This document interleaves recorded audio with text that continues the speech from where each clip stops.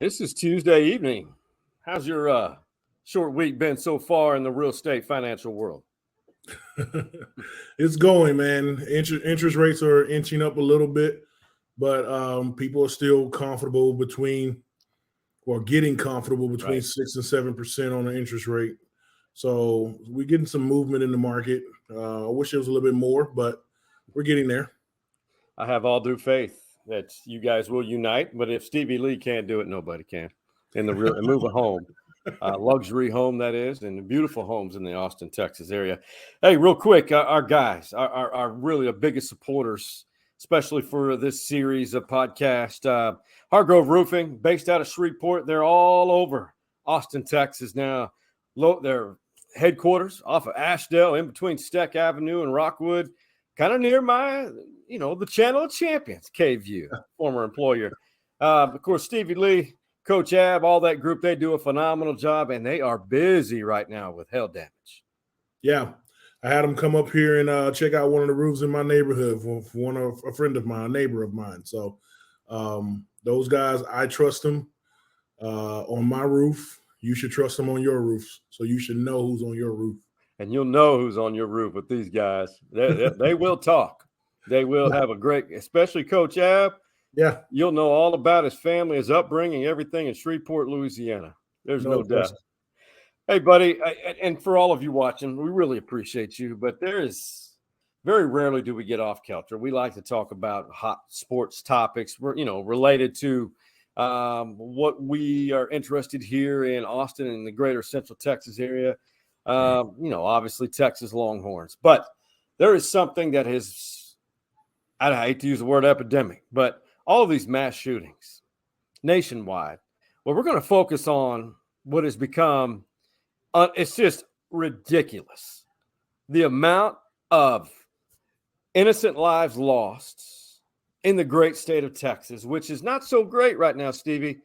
And what just happened up in the Dallas-Fort Worth Metroplex, the home of Kyler Murray and so many other great people. I'm just going to let this soundbite from one of the first responders kind of set the tone for our debate right here, as we don't have any more tolerance for this. And when you hear this,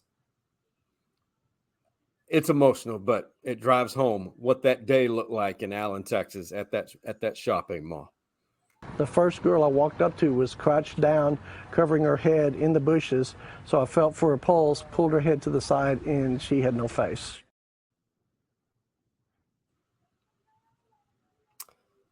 Steve, That's terrible. Speechless. Yeah. You mentioned Uvalde. Brownsville, the guy running into people. It's not a mass shooting, but still awful nonetheless. Mass casualties. And we go back to David Koresh, the Branch Davidian. We've had several shootings, in the borders of this state of Texas. What is it about this? I know it's not exclusive to Texas, but let's stay within our borders. Yeah. Why, when you saw those scenes from Allen, Texas, which are some of the most graphic posts I have ever seen on social media, especially of the shooter, which was shot in the head by a gun owner. Yeah. Well, man, for me, I stay away from the images like that. Just for my psyche, I can't see kids, man, in that situation, but it's happening on our streets, right? Here in the state of Texas, like it's happening to babies that doesn't even have a chance to, finish school, go to school, finish school. Parents that don't have a chance to see their kids go to school, finish school, get married, and things like that. And it's sad. And I feel like this is a preventable problem. Yes. Right? Yes. It's a preventable problem. We can, one, get some help out there mentally. And then two, we can clean these streets up with all the weapons that are out there. Right? A high-powered 5.56 223 round should not be on the street. in the state of Texas, anywhere in this country. I don't think that those rounds are made for doing anything but killing people. Assaults, and the numbers are there. Or how many people have used those weapons for self-defense? But now how many of those people have used those weapons for killing innocent people? If you're not military and if you're not law enforcement, there's no reason that the regular everyday citizen can go into an academy sporting goods store where you go buy tennis balls, golf clubs, and soccer balls for your kids, and clothes for your kids, and fishing gear for your kids, and you can go 3 hours over and get a 5.56 round that will blow, like the guy said, that will blow someone's face off. There's no reason in this country that should happen and then all be sold under one roof to the public. There's no need to have that. It's hard to put in words, but when we talk about our politicians, because they feel like they're immune to it, because they have round the clock security and people that they can call for security and things like that, and they live in, they don't live amongst us anymore, once they're elected, so they're exempt from it, and it's time for them to actually work for us and not for the lobbyists. It's not. Right now they're working for the big gun companies. They're working for SIG. They're working for Winchester. They're working for Smith & Wesson. Right. They're carrying the bag for guns. And this is not a left or right thing. This is a right thing, a correct thing, to do the correct thing, right? No matter if you're blue or red, the correct thing to do is to try and get more of these mass casualty weapons off the street, right? It's too easy. It's way too easy. Way too easy for anyone to get them. So, I know I'm rambling and things like that, but I'm pretty passionate about this because I have a driving age teenager. Yeah. And we live in the Round Rock area. And she goes to the outlets over here in Round Rock. And when they did when I was watching the news, they did a flyover over the Allen shopping mall. Right. The shopping mall that my kids go to without me, they go there by themselves. Outlet mall? The outlet mall. They go there by themselves. That same outlet mall in Allen, Texas looks like the outlet mall that's right here that my kids go to. So it could have happened to them. Easily. Easily. And so it hits, it all hits hard, but it's when you have a kid that's in and out of the house, she has a car and she's going and you think about that in the back of your mind, you're sending her out there with some deranged people. Right. And you can teach them to be vigilant. You can teach them all these active shooter drills and talk to them about and what to do. But why do we have to do that? Why do we have to do that? Like, let's just get them off the street, But I think two things can be true, cleaning up the street with all these high-powered weapons. And also, these people need places to be and things to help them deal with their mental health issues. Yes. Yeah. So I don't know, man. I'm rambling, man. It's just I'm passionate about it. So I respect it. Speak a little bit. No, I love everything you said. It's valid because it's a perspective from a parent of two young ladies, by the way. Yeah. It's a different world from when you and I were that age. Much different world. Okay. But what we're looking, I want everyone to look at this. You've probably already seen these, and I took the lighthearted versions. These are victims whom their parents, their friends, their families their classmates will never see again. And those of you who are watching, or maybe just listening to the audio version, you're thinking, I've heard this before, because you have. And it's hitting, and now we're becoming a little immune to it. Yeah. I mean, you heard the opening soundbite. Human beings, young people, slaughtered, cut in half by assault rifle bullets, to the point to which you couldn't recognize some of these people. And if you look at the picture, the tweet on the right, we're going to get into this. This is something that I think all of us need to be not only aware of. Politicians, our elected officials, pull your fucking heads out of your asses. Yeah. All right? Yeah. I rarely speak like this. Yeah, I hear you. All right? So, it was a Hispanic guy that was an illegal alien. No, he is not.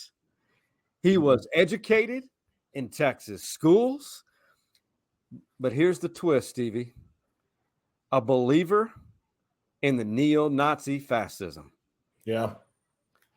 Reportedly.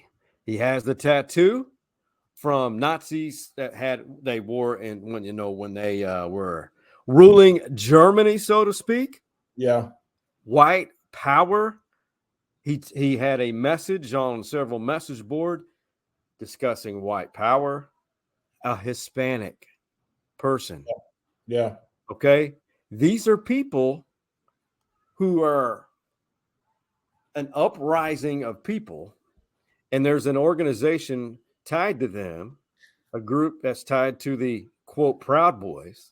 I mean, this young person went in depth about how he got into an argument with, I believe, his English teacher in junior high or sixth grade.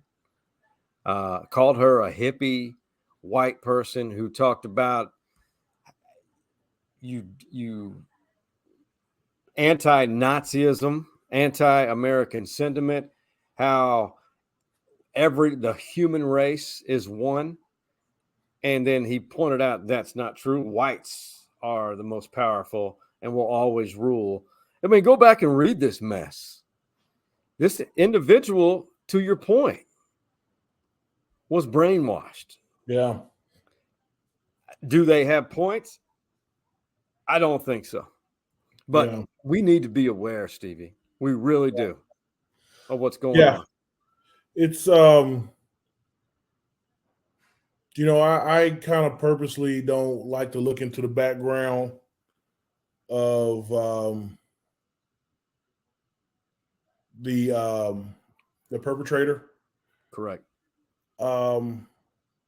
But because being from Shreveport, Louisiana, I've seen people like that.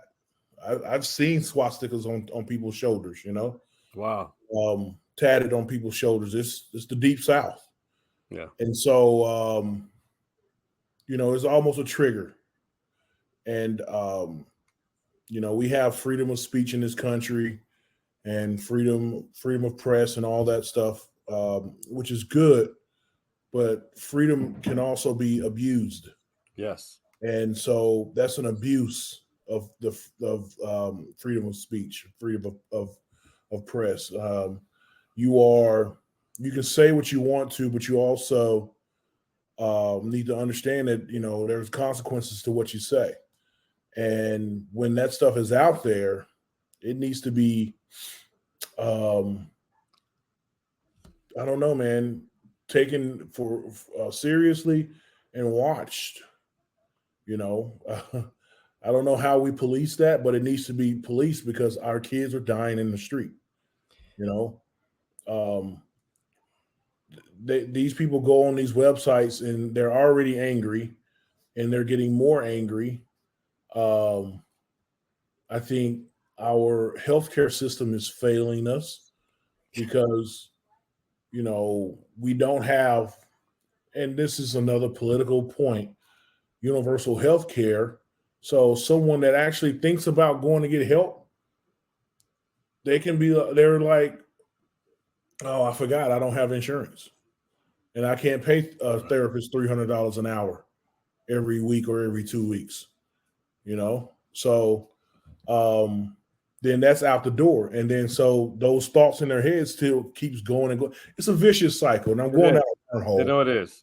Yeah, we could go for days, especially with what you and I know about the healthcare system. But it's to the mental health piece that we have overlooked. You look at the homeless population. They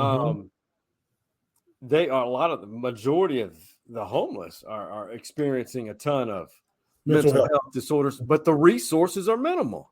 Right. But these shootings, man, if you look back, there's one commonality. Something happened in their past. Yeah. Either tied into the school or there was just, I want to say it, man, it's mental health. Yeah. A lot of it.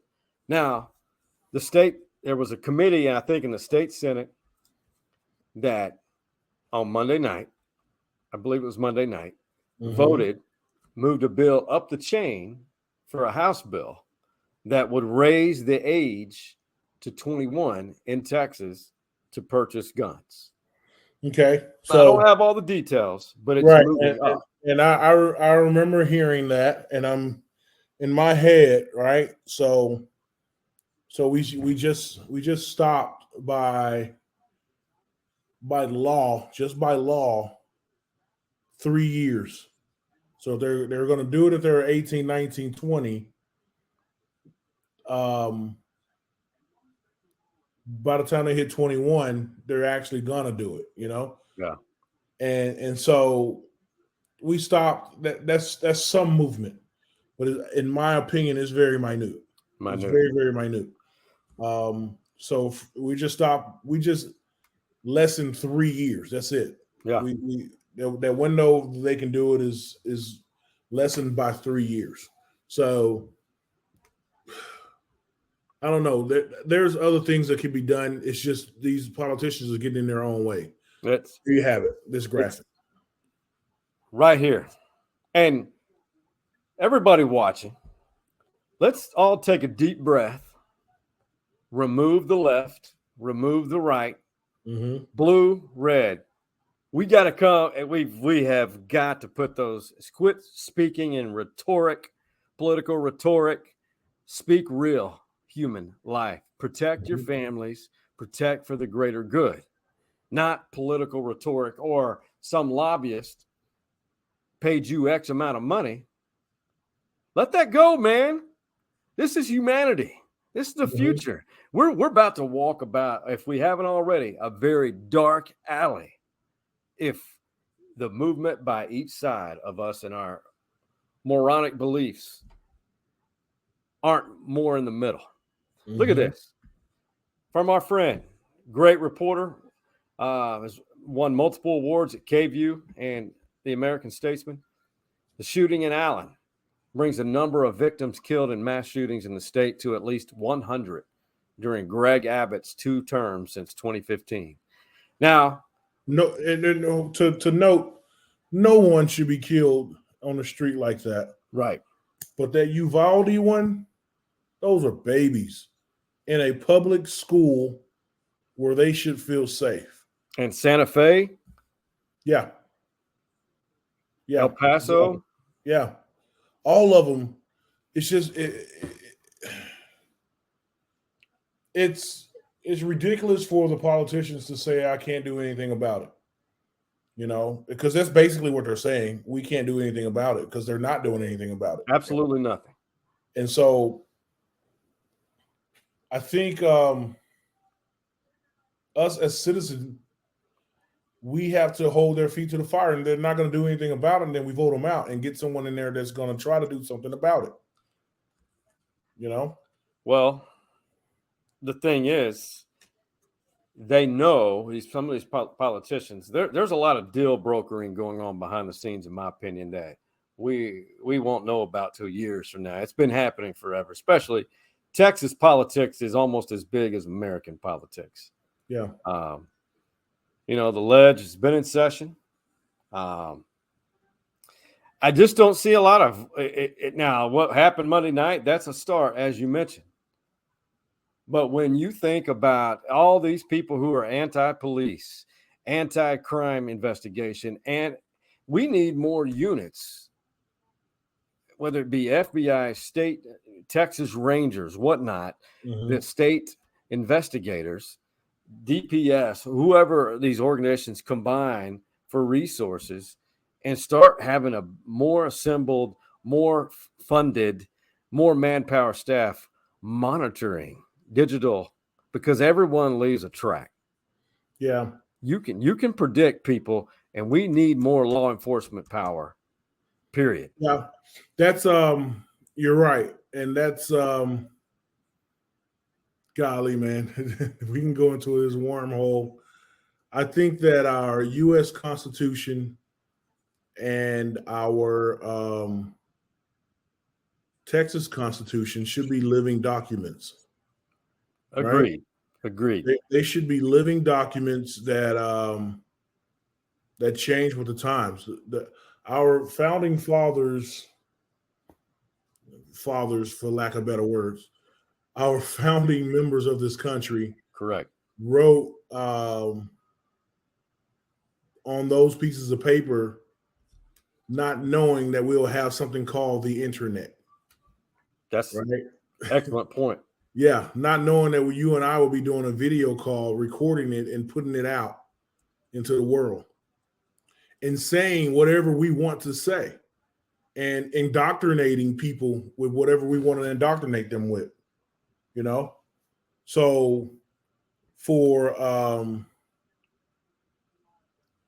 those documents to be, stuck in the past that way, they have to be living, and we have to make laws around cybersecurity and cyber safety, because if it boiled down to it, these neo-Nazi type people are being bred online. 100%. 100%. So why aren't we policing the internet that way? And we police everything else, and I know that, we don't want to live in a police state, but it's adding another layer of watching and protecting me and my kids, and their own families. And their own families. Yeah. So, again, it's a wormhole, but this is a big problem, and there could be multi-level solutions, but there are solutions out there. It's just that people are getting it. We as Americans are getting in our own way. 100%. We're partisan, and we are doing it the blue way and trying to do it the red way, and then that means nothing gets done. Nothing. It's counterproductive. Yeah. We claim. Listen, you and I are both. I mean, I know you're an adopted Texan. Yeah. Louisiana till you die. Yeah. Forever. But we're proud of the state. But Texas is not what it seems to be or how we portray it right now. We're a very weak state. Yeah. Very weak state in many ways. Yeah. And I hate admitting that. We can't control. If we can't protect the people that live here, how are we going to protect ourselves from people on the outside? So it's that looks very, very weak. And and we like to think that we could succeed from the union. We like to think that we could stand alone. We can't even stand by ourselves, within the state. We can't protect ourselves from ourselves.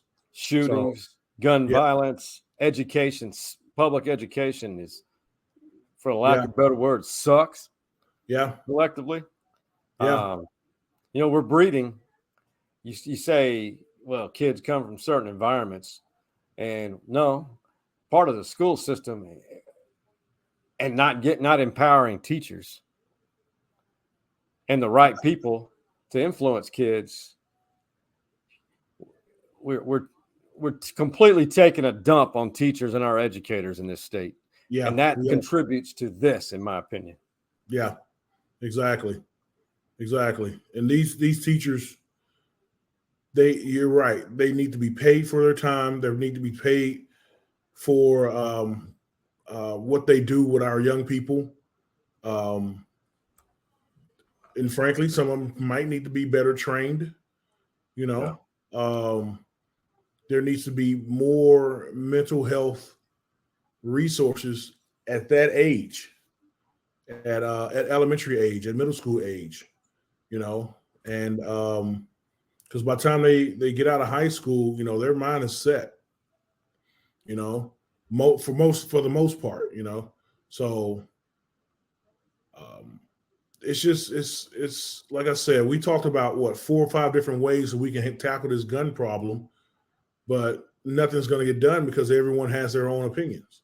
That's it. No, we should have the right to bear arms in this country. 100, you know, constitutional protected right, but not assault. There's just no reason. And I know some of my friends are going to argue with me on this. Mm-hmm. You know. Because and that's and like we said, the Constitution should be a living document. Yeah. Yes. You have the right to bear arms. But when they wrote that in there, there were no high-powered 5.56 rounds. There were muskets. Right? And there weren't even semi-automatic handguns around. And so we'll give you that. You can keep your handguns. Keep your shotguns. And shotguns, right? But a long rifle with 30 rounds of a 5.56 bullet, with the guy said that we saw earlier, there was a young lady on the ground. He turned over and her face was gone. That's a 5.56 round. Why is that on our street? And that's not just that's not him just saying that and being dramatic. There were kids in Uvalde that were unrecognizable.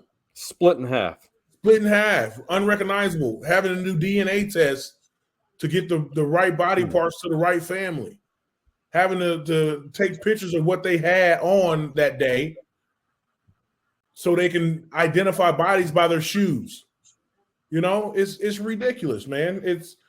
That round should not be on the street. Is slaughtering our little kids. It is. And slaughtering, you know, us as Texans. Yeah. If we're so prideful, let's all do something about it, you know. And I want to call out the city of Austin. Yeah. City of Austin, this last, I know, just proposition votes, local election. Man, there were only, I think, 71,000 people voted. That's it. What? That's it. Wow. We got to show up, man, or nothing will ever change. Yeah, exactly. You got to show up. And I know a lot of people feel, and I get it, you don't feel like your one vote's going to count. Right. But we'd like to hear from you right now.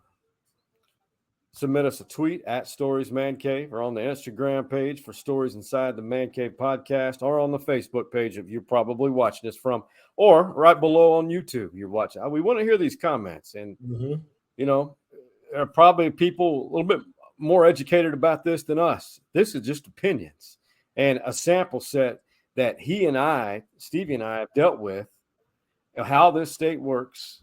Can this state be strong? Yes. There's really no easy segue to discuss that topic right there. I think we both need to take a quick break, give a shout out to our boys at Hargrove Roofing, and we'll talk about UT football, and you know how we do it. A lot of random topics in the second segment. That's coming up on the other side of this break. Here at Hargrove Roofing, we try to think outside the box to kind of get the creative juices flowing. So I brought in my friend Stevie Lee, former defensive tackle for the Texas Longhorns. He's going to help the team strategize, really motivate them, light a fire. This guy's going to block down. This guy's going to block down. You put your butt into the guard, and that way my Mike linebacker gets free to do what?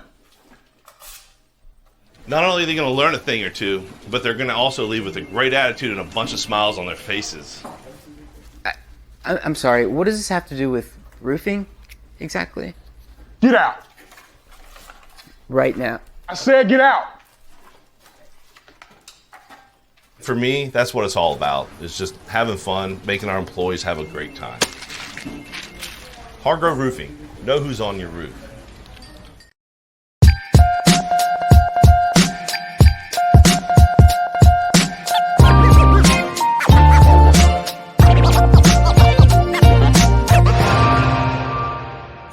it's going to be very difficult to allocate the proper number of defenders to the pass game. Because listen, you can't put a safety on Jatavian Sanders and then also have enough guys to fill in the run game as well. You can't double cover Xavier Worthy and then expect to have enough people in the box to then also play the run game when whichever running back gets the ball. And so it creates this bind for the defense to where you got to pick which kind of way you want to lose. Stevie, that's J.D. Pickell. He played college football, Baylor. Really good guy. He's really on a meteoric rise. Does a great job for On 3. Do you like that analysis of this UT offense? Because I've been hearing the last 10 days or ever since the end of spring camp that Texas has a top 5 quarterback room. This offense, you've got people saying that this Texas offense may be the most loaded in the country. Are you tapping the brakes or are you buying in on JD's analysis? Golly. I'm coasting. I'm not tapping the brakes, but I'm not all the way bought in. We still got to replace those 2 stud running backs. They were first rounders. Wait, yeah. Was Roshan first round? No, but he was drafted. Right. He wasn't first. Was he second or third round? I think he was. Well, anyway. I can't remember. 5th, maybe? Okay. Oh. Maybe. Okay. But anyway, we lost some really good NFL running backs. Let's put it that way. Yeah. Early first rounder with Bijan.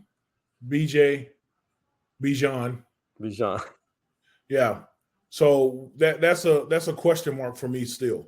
Yeah. But when it comes to the receivers, tight end, O-line, and for me, yeah, I would say we have a top 5 quarterbacks room. But for me, for Stevie Lee, mark it on your calendars, what I said right now, I don't know if we have the correct starting quarterback. So here we are.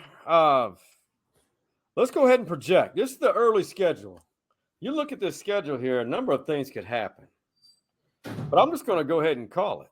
I mean, you can't overlook Baylor or Kansas. You got Baylor and Waco. Wyoming, I mean, you've got Rice. But I think everything hinges on that second week in Tuscaloosa, Alabama. I'm not saying if they lose that game that it's going to be a bad season. But you want momentum, just like last year. And Texas should have beaten Alabama last year. That was their game. All right? But we're not going backwards. We're not criticizing the officials who missed the safety call. We're not criticizing the officials for the late hit. We're not going to criticize the officials for there was a turnover that was deemed not a turnover. There were a lot of things missed, Big 12 officiating. But let's say Texas goes into Tuscaloosa after beating Rice. What happens? Then you get focused and you know you can run the table at that point. And if your team is getting confidence early in the season and getting more confidence and things start to roll, there's no telling what could happen, man. I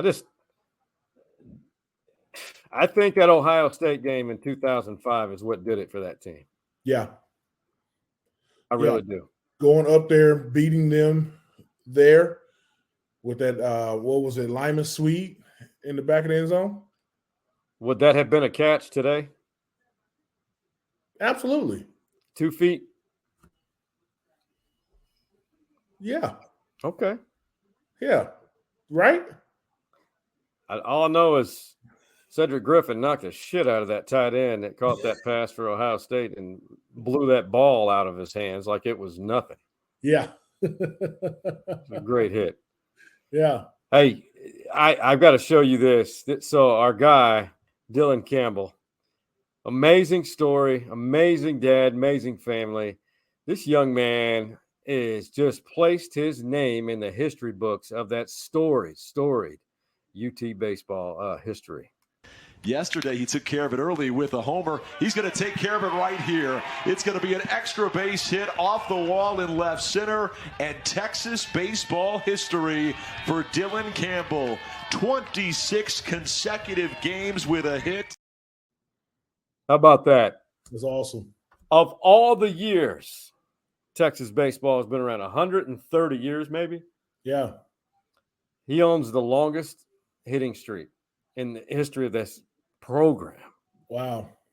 You know, speaking of Texas, they've really got to figure out. They're going to finish the season here beginning as we're recording. Last 7 games are at home. They need to really they're going to take a break from conference play this weekend, and then they finish it at home against West Virginia, who's leading the conference as we speak. But that, I'm telling you, like I said it 3 weeks ago, that could determine the regular season championship. So pretty big deal. Pretty big deal. It was a very emotional week for NBA in the NBA, college basketball, and for those of us who were friends with this guy. Lance Blanks, to me, was a very special human. And I thought for you and I thought you would appreciate this if you haven't seen it yet, Stevie. This is Bob Ballou, our friend at KEYE Sports director. Really great piece and a tribute to Lance Blanks, who lost his life earlier this week. December 3rd, 2019 will long live in my mind as one of my favorite moments on TV. It's the night Lance Blanks hugged Andrew Jones following a Longhorns win because of the inspiration Jones was providing. It was also what we all wanted to do to AJ1 in that moment.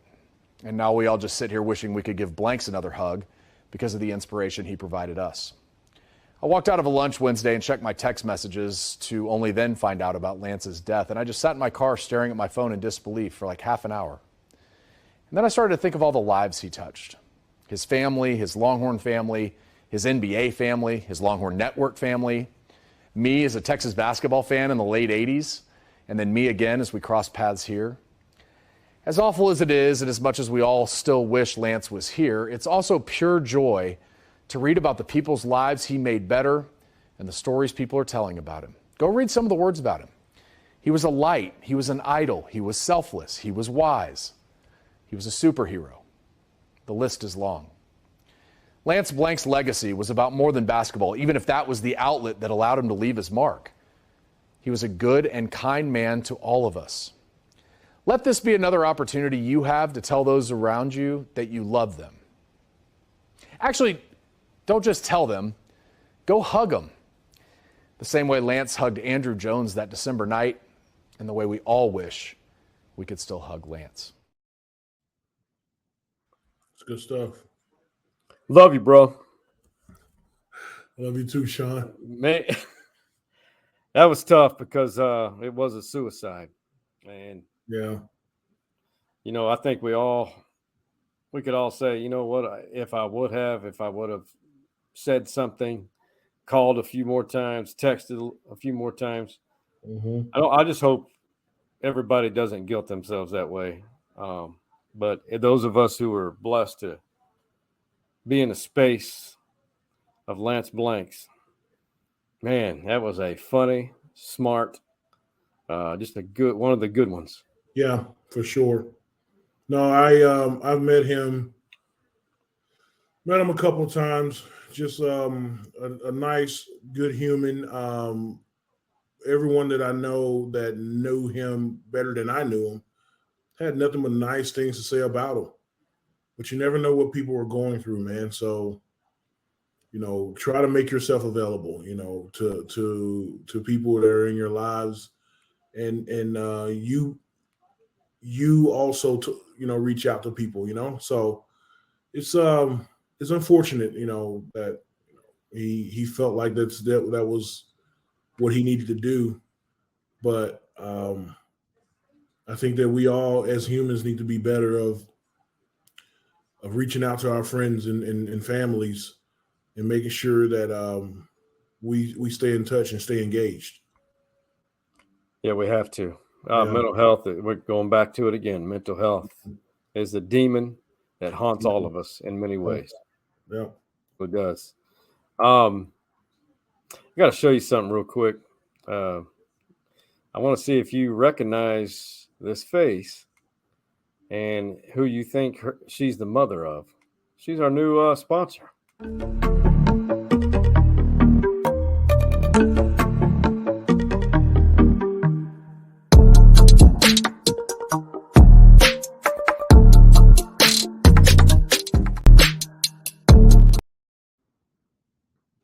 Is that Tessa's mom? That's Tessa's mom, Lori Sawyer. Matt girl, been around, a woman-owned business since 2000 and I want to say one. Good stuff. For mats for businesses. Or for homes. Or for homes. Yeah. What was they saying? If it ain't, you don't have a mat, it's just plain old dirt. Something like that. That's good stuff.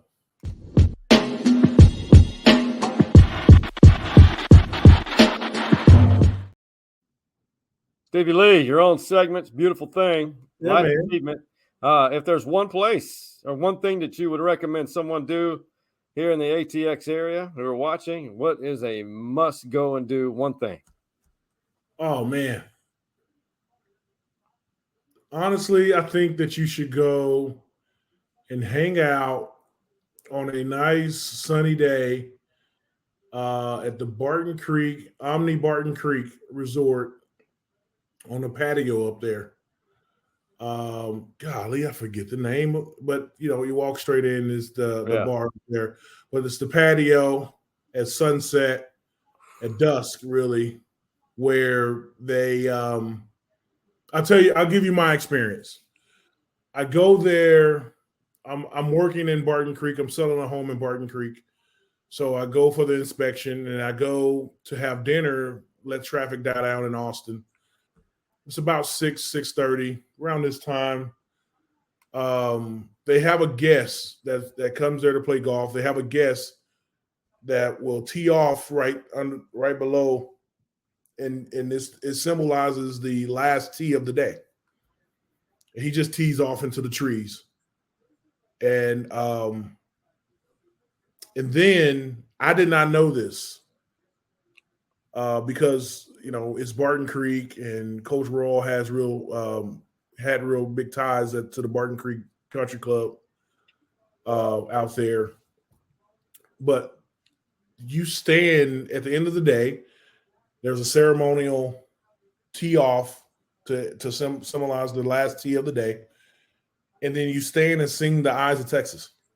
Is that right? The whole resort stops and sings "The Eyes of Texas."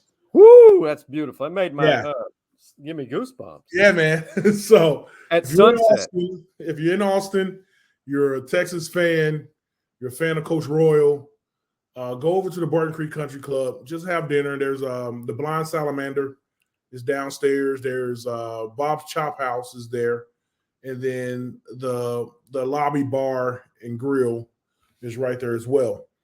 So and everyone stops and acknowledges the Eyes of Texas, and everyone stops and watch the guests of the resort, and they choose a guest of the resort to come out and do the ceremonial last tee, and it's pretty cool.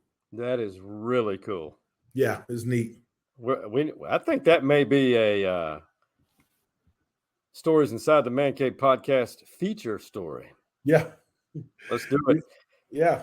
So TikTok, there's some couples on there that are creating content, fully clothed, but some pretty funny. It's called Billy and Brandy, always playing pranks on each other. You'll enjoy this. Baby, hit my hand hard as you can. Hard as you can, hit it. Oh my God! That stung. Oh. Hit my hand as hard as you can. Why would you do that, babe? Oh my God! What? No, boy, you're ignorant. You don't hit dudes between the legs. God.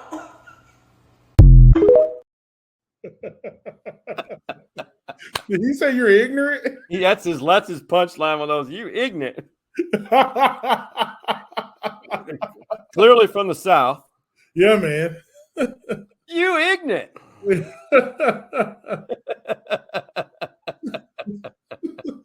Oh my God. That's just Yeah. you can't do that to a guy. Yeah, you can't. I mean, it lingers. It does. And it not only lingers, uh, it's in the bottom of your stomach. Like it hurts in your stomach. Yeah. Playing football, I've been hit down there a few times. But actually the worst time I've been hit down there was, I think, a kid. A kid ran up to me and just like wham. And I had to play it off like I wasn't hurt because I didn't want the kids to feel bad and all that stuff. But this is the worst, man. It's the worst. You can't describe that pain. It's like it radiates. It does. Like I can't tell if it's my pancreas or my anus or my stomach. Yeah, man. Oh, it's the area. Oh my God. I don't. That pain is definitely something else I don't want anybody to experience. Right. Hey, Ben, tell me something good.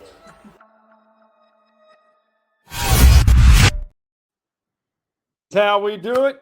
Positivity. Stevie Lee, is there anything positive that people should know by telling them something good? Absolutely. I think something good for me, man. We celebrate my wife around here. And so Mother's Day is coming up. So we're going out to eat Saturday because Sunday brunch is too much. The pomp and circumstance for Sunday brunch for Mother's Day is just bad. So we decided to do it differently and just go out Saturday night and have a really nice dinner. The four of us, my wife and my two girls. And so, but something good is I know I have my mother in my life. My kids have their mother in their lives. You still have your mother in your life. And a lot of my friends still have mothers in their lives. But something good is, I like to think about my friends who's lost their parents. Yeah. Just know I'm thinking about you. That's a tough day. My wife lost her father, her dad a couple years ago, and I remember her first Father's Day without him. It was a tough day for her. And so I get it. This is a great day to celebrate your mom. Celebrate your mom, Sean. Oh, I will. I'm going to celebrate mine, and I'm going to celebrate Mama Lee and Summer. Yeah. But also think about the guys, your friends that have lost their mothers already, and they're already transitioned, because it's a part of life. We are, biblically we are supposed to bury our parents, right? And that's the way it's supposed to go. I'd rather my kids bury me than I bury my kids. You know what I'm saying? Oh my goodness, yes. Yeah. So, but it's good and a blessing that we have our parents still.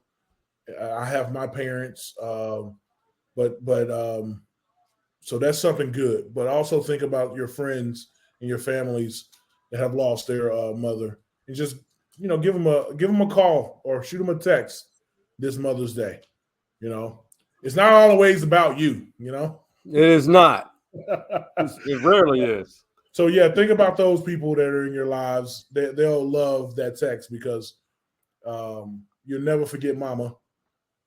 If they're here or not. So that's what I encourage people to do. That's my something good, man. Mother's Day is coming up. And for Mother's Day in my house, we eat. Like we and so we're going to a nice steakhouse on Saturday night. And I'll let you know if that's one of my places you need to visit next week. On the next episode of one of Stevie's recommendations. Yeah, that's beautiful, man. Your beautiful family. Summer, you guys are great parents. She's a wonderful mom. Mama Clinch she's been in the hospital now as of this recording on day 18 in the hospital. But man, good today and even on Saturday and on Monday, great days. Good health, and I don't know if she knows it's Sunday or it's Mother's Day, but her room will reveal it. No question. Good stuff. Sunday, no doubt. And you know what? I don't care what they say. I'm going to bring her whatever she wants to eat. You got to. Yeah, it is. It may not be heart healthy. Yeah, don't worry about it. You got to. I got to, man. It's Bob's Steak and Chop Shop, something like that. Vince Young, but you know what? She still loves her Outback for some reason.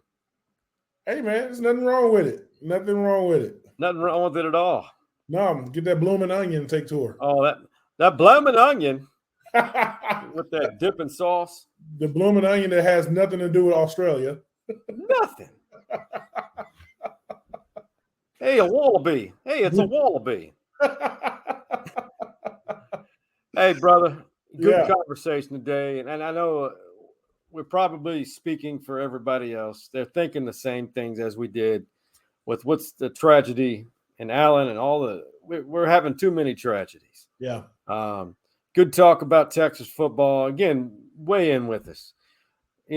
Stevie or I, both of us, we may not have articulated it how we wanted to, but there are some good points, and we'd just love to have a healthy debate and not make it political, because really, that's what's wrong with politics.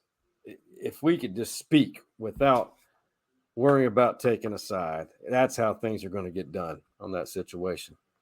And for Stevie and the Hargrove boys in Shreveport, Louisiana, Stevie and the Hargrove boys, the prize of Shreveport, Louisiana, and for the OG Man Cave boys, that being Big Mike, Coach Mo, and Hardball Harge, what do we tell them, Stevie? We out. You see the drippy, I'm fitted up. Hop in my car and the giddy up. Said, get out.